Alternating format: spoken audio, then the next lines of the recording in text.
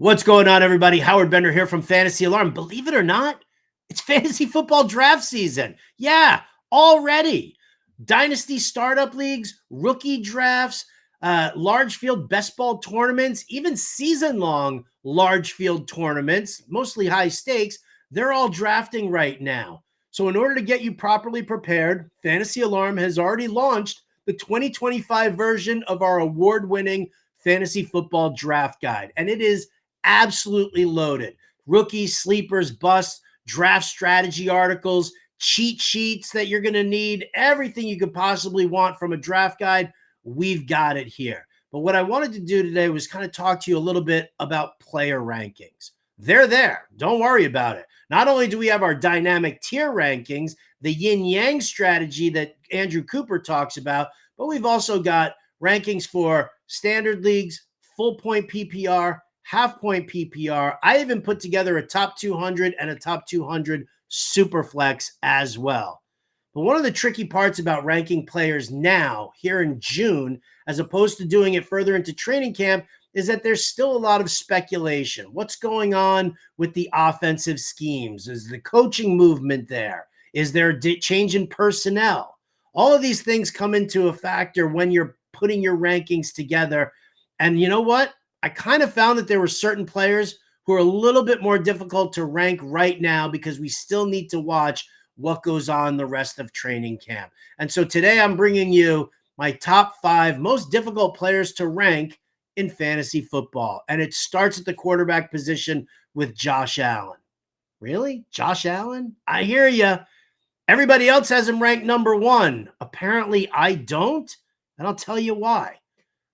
The coaching scheme that Joe Brady has installed. Not only has he taken away the alpha receiver concept that Josh Allen doesn't have, that go-to guy like he used to have with Stefon Diggs, but the personnel, Khalil Shakir, Curtis Samuel, Elijah Moore, like all of these guys are just interchangeable cogs in a machine, and there's nothing that differentiates them from the rest of them. Maybe Keon Coleman is a guy who can help stretch the field, but there's no alpha in this system, and I have a problem with that, right? We've seen teams do this in the past before, right? Tom Brady didn't have a whole mess of receivers. He had Julian Edelman and a bunch of other guys. But wasn't Tom Brady a lot better when he had Randy Moss? Yeah. Alpha receivers are important, and it definitely helps for the quarterback. So I'm looking at this and I see no alpha receiver, and I see Joe Brady's scheme that does a lot of dinking and dunking down the field. And you look at Josh Allen's numbers over the last 2 years, he doesn't have big passing games like he used to. The number of 300, 350 passing yard games that Josh Allen has had has dramatically dropped over the last 2 seasons. So how do I properly rank a guy number 1 when his numbers the last couple of seasons haven't been number 1, and everything that he's got is built into how many rushing touchdowns he picks up?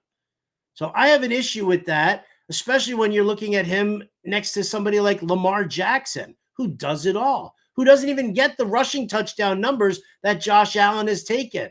Does that stay? I'm not 100% sure. Josh Allen, not my top guy. You'll just have to check the rankings over in the Fantasy Alarm Draft Guide to see where I've got him.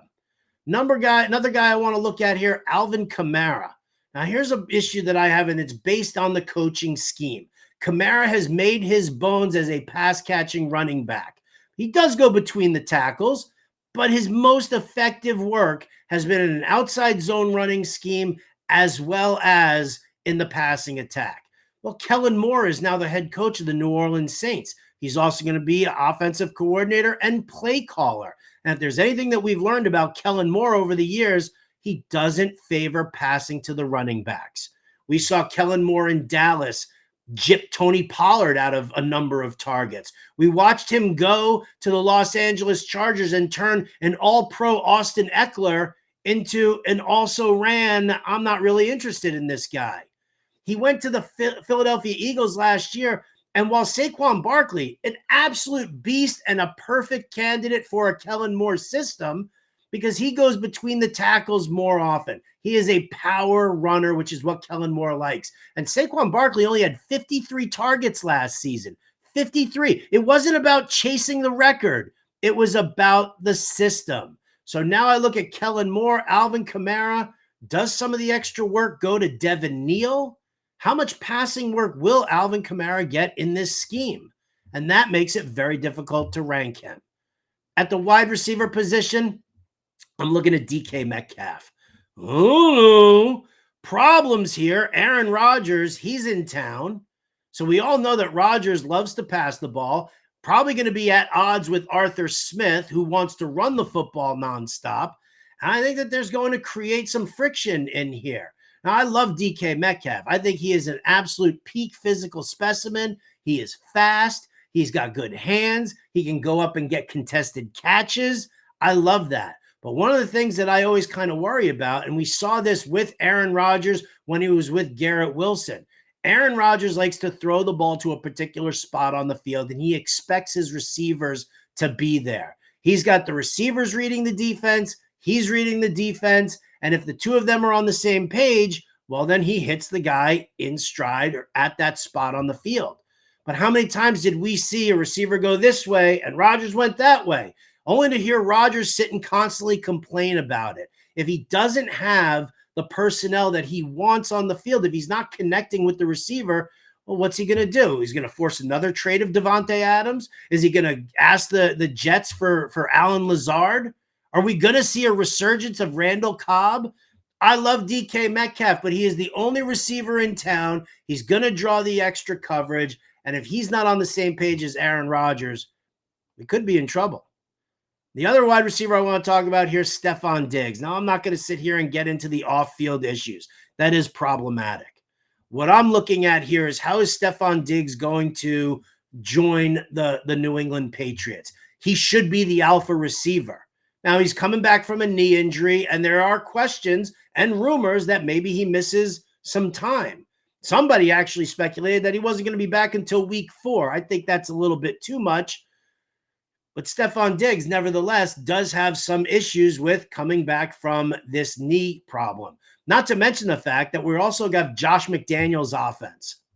And for anybody who has gone through the coaching systems articles that I've written over at Fantasy Alarm, you know Josh McDaniels has a very complex offense, a lot of complex verbiage, and a lot of requiring defensive reads from receivers and quarterbacks and running backs and offensive linemen.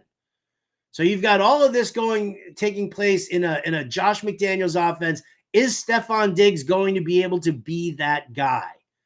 I mean, he's definitely better, more talented than any of the other receivers who are on staff, but can he find the way to connect with Drake May and be successful in this offense? That's just another question that I'm going to see. If I see great things, I will raise him up in the rankings. If I see that there's problems and playbook issues, well, I don't know what I'm going to do with him then. And then finally, there's Travis Kelce. Travis Kelce. Nobody considers him a top 5 receiver, tight end anymore. Why? Because he's had a downturn over the last 2 seasons, and we've seen this. Defenses are covering him a little bit tighter. He's getting a little older. Maybe he's lost a step. Maybe he's not catching passes like he should. We've seen him drop it. I know everybody's saying Taylor Swift's distracting him. But with all of that going on, did you know that Travis Kelce still finished as a top 5 wide receiver, tight end in full point PPR formats? Did you realize that? So when I look at a guy like Travis Kelce, who is on the downturn, but I know he's got a connection with Patrick Mahomes. And with all the rest of the wide receivers being healthier, will we be able to see coverage soften up on Travis Kelce and help move him forward? He was a top 5 tight end last year. Why can't he be a top 5 tight end this year? Did I rank him in the top 5? I don't think so.